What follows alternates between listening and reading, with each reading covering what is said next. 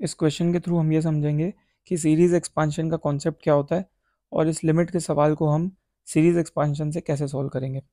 ठीक है, तो सबसे पहले तो आपको सीरीज एक्सपांशन का पूरा रिजल्ट्स याद होने चाहिए। जैसे मैं मान के चल रहा हूँ कि आपको ई रेस टू एक्स का एक्सपांशन पता है, लॉग वन प्लस एक्स का एक्सपांशन पता है, ई रेस टू माइनस एक्स का एक्सपांशन पता है। ठीक है, तो सीरीज एक्सपांशन आप पहले याद कर लेंगे, है ना, उसके बाद ये सवाल देखेंगे। ठीक है, तो सबसे पहले तो इस लिमिट की वैल्यू 2 है ना, अपने को ए बी सी फाइंड करना है, राइट। तो सबसे पहले तो क्या इच्छा आ रही है कि यहाँ पे x मल्टीप्लाई डिवाइड करेंगे तो स्टैंडर्ड लिमिट से 1 हो जाएगा। तो क्वेश्चन क्या बन जाएगा, ए एक्स ई की power x minus b l n one plus x और सी एक्स ई की पावर माइनस एक्स और डिवाइडेड बाई एक्स क्यूब, और लिमिट में एक्स टेंस टू 0 है, इस लिमिट का आंसर 2 आएगा। ठीक है, सीधी सी बात है, सिंस के डिनोमिनेटर में एक्स क्यूब है तो आप जो भी सीरीज एक्सपांशन यूज करोगे यहाँ पे, है ना, वो जो रिजल्ट्स हैं वहाँ पे आपको एक्स क्यूब से आगे जाने की जरूरत नहीं है, राइट, क्योंकि एक्सपांशन तो इन्फिनिट तक जाता है ना। तो लेकिन अपने को क्या एक्स क्यूब से ऊपर जाने की जरूरत नहीं है, राइट। तो अपन क्या करेंगे, a x e raise to x का एक्सपांशन लिखेंगे, 1 + x/1 factorial x square upon 2 factorial x cube by 3 factorial. बस इसके आगे हम नहीं लिखेंगे, इसके आगे हमें ज़रूरत नहीं पड़ेगी, राइट।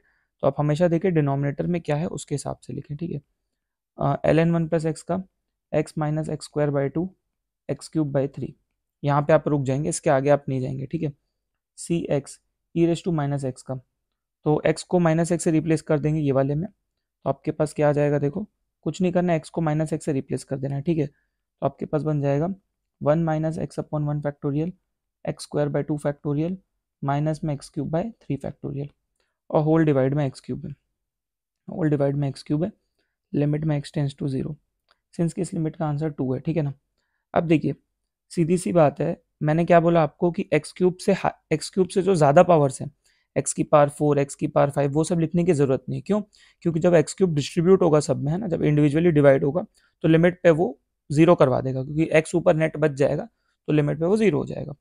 सीधी सी बात है, एक्स क्यूब से जो लोअर पावर्स हैं, है ना, जो न्यूमरेटर में जो एक्स स्क्वायर होगा, एक्स एक्स होगा, अगर एक्स क्यूब को उससे डिवाइड करोगे तो डिनोमिनेटर में एक्स बच जाएगा, तो लिमिट पे क्या है वो ना, लिमिट पे वो इन्फिनिट करवा देगा। तो यहाँ पे क्या है ना, एक्स क्यूब से जो छोटे पावर है उनको 0 होना पड़ेगा, राइट। तो यहाँ पे क्लबिंग कर लेते हैं अपन, है ना, कांस्टेंट तो मिलेगा नहीं, यहाँ से देखिए एक्स आ जाएगा, यहाँ से भी एक्स आ जाएगा, यहाँ से भी एक्स आ जाएगा, तो आपके पास आ जाएगा a माइनस बी प्लस सी, है ना, ब्रैकेट में एक्स, आप एक्स कॉमन ले लेना, फिर एक्स स्क्वायर के साथ आप देख सकते हो यहाँ से एक्स स्क्वायर बनेगा, तो आपके पास क्या आ जाएगा, यहाँ पे a आ जाएगा, यहाँ से आ जाएगा b/2 और यहाँ से आ जाएगा आपके पास माइनस सी आ जाएगा। ठीक है, साथ में एक्स स्क्वायर। ठीक है, एक्स क्यूब के लिए क्या आएगा वो भी देख लेते हैं, एक्स क्यूब के लिए क्या आएगा वो भी देख लेते हैं। तो एक्स क्यूब क्या कहाँ कहाँ से प्रकट होगा, यहाँ से एक्स क्यूब आएगा, यहाँ से एक्स क्यूब आएगा और यहाँ से एक्स क्यूब आएगा, तो आप देख सकते हो a/3 फैक्टोरियल आएगा, इनफैक्ट a/2 फैक्टोरियल आएगा, और b/3 आएगा जो कि माइनस में आएगा, और c/2 फैक्टोरियल आएगा, और साथ में एक्स क्यूब आएगा, और अपॉन में एक्स क्यूब, इस लिमिट का आंसर 2 है। अब आप यहाँ पे बोल सकते हो सिंस की मुझे लिमिट फाइनाइट चाहिए, सिंस की मुझे लिमिट फाइनाइट चाहिए। ठीक है, क्योंकि यहाँ पे x है, जैसा कि मैंने बताया था कि एक्स क्यूब जब इससे डिवाइड होगा यहाँ एक्स क्यूब आएगा तो कट के नेट एक्स स्क्वायर बचेगा, तो लिमिट पे तो वो इन्फिनिट करवा देगा, लिमिट पे वो इन्फिनिट करा देगा। तो this situation is only possible, है ना, जब ये भी मर जाए और ये भी मर जाए, है ना, तो इसको भी मरना पड़ेगा, इसको भी मरना पड़ेगा, right. So we can say coefficient of x, coefficient of x has to be 0, coefficient of x has to be 0 and coefficient of and coefficient of x square has to be 0, right. तो coefficient of x 0 करोगे तो a minus B plus सी की value 0 आ जाएगी, right, और coefficient of x square 0 करोगे तो a plus b/2 minus सी की value 0 आ जाएगी, राइट। और जो लिमिट का आंसर होगा, है ना, आप बोल सकते हो क्योंकि क्योंकि ये 0 हो जाएगा, है ना, और ये भी 0 हो जाएगा, और फिर एक्स क्यूब यहाँ पे कट जाएगा, तो ये लिमिट का आंसर आ जाएगा सीधा सीधा।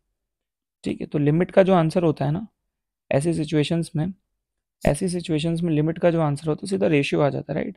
तो आप बोल सकते हो कि लिमिट का जो आंसर है that is the ratio of coefficient of x cube in the numerator upon में आ जाएगा बेटा coefficient of x cube in the denominator, आप डायरेक्ट बोल सकते हो। तो इस सिचुएशन में आ जाएगा ये a/2 -b/3 प्लस c/2, इसकी वैल्यू 2 आ जाएगी।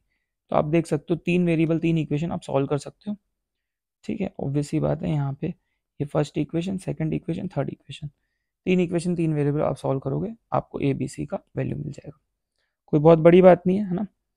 आप देख सकते हो यहाँ पे अगर मैं सॉल्व कर लेना, सिंपल है, अगर ऐड करोगे सी कट जाएगा, यहाँ से ए और बी में एक रिलेशन आ जाएगा।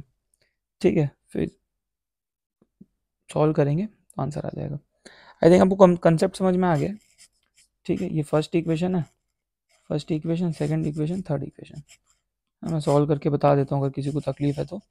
एक आ रहा है a - b प्लस सी का वैल्यू 0, एक आ रहा है यहाँ पे अगर अपन इसको अच्छे से लिखें a plus b/2 minus c equal to 0।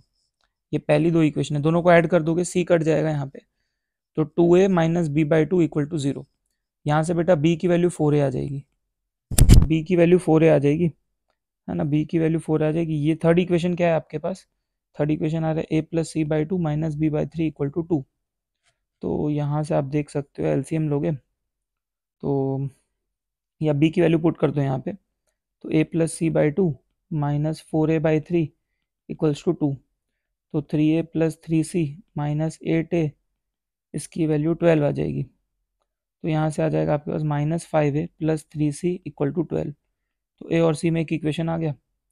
और आप काम करो ना, b की वैल्यू 4a यहाँ भी डाल दो, यहाँ b की वैल्यू जब 4a पुट करोगे तो यहाँ पे 4a डालोगे तो नेट कट के 2a हो जाएगा। तो यहाँ से एक रिलेशन आ जाएगा 3a इक्वल टू c आ जाएगा। सॉल्व करोगे ना तो 3a इक्वल टू सी भी आ रहा है, सी की वैल्यू यहाँ डाल देना, तो -5a और सी की वैल्यू क्या है 3a इक्वल टू 12। तो 9 - 5, 4a की वैल्यू 12 आ रही है, a की वैल्यू 3 आ जाएगी बेटा, a की वैल्यू 3 आ जाएगी तो c की वैल्यू 9 आ जाएगी।